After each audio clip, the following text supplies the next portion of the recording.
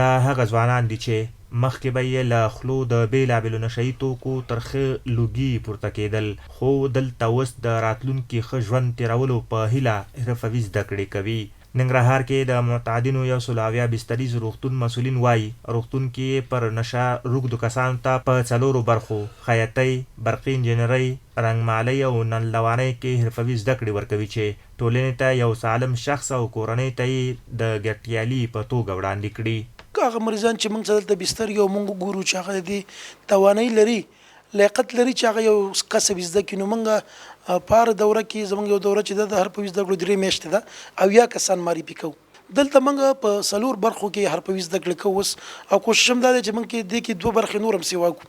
هغه برخې چې اوس فعال دي هغه کې خیاطي ده، هغه کې لندواني ده او د رنګمالي ده، نو دغه 4 برخو کې فعالا تاسو ولیدل زموږ شاګردان کار کوي.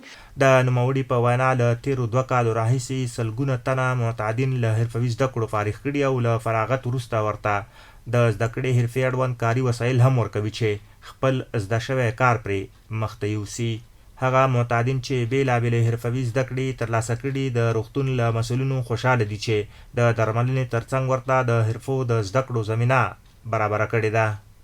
ولا وروره مو خو دلته بستر تیر کړلو او ډېر خوشحاله یو، ځکه چې ډاکټر صاحبانو په دغه همکارۍ باندې دلته موږ ته کار زمینه برابره کړه. اوس د خیاطۍ مسلک ته ناست یو او انشاءالله ډېر سمت زده کړي دي او راتلونکي کې موږ دا پلان ده چې دغه ځای څخه وځو نو باید په یو مشخص کار او خپل ځان ته خپل د حلال رزق زمینه مساعده کړو.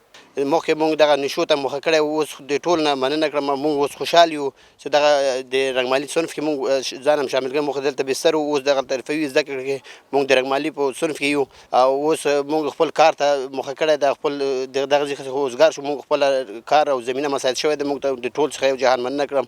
د روغتون مسؤلین وایي هڅه کوي راتلونکي په روغتون کې د حرفوي زده کړو برخې زیاتې او پر نشه روږدو کسانو ته ښه کاري فرصتونه رامنځته کړي.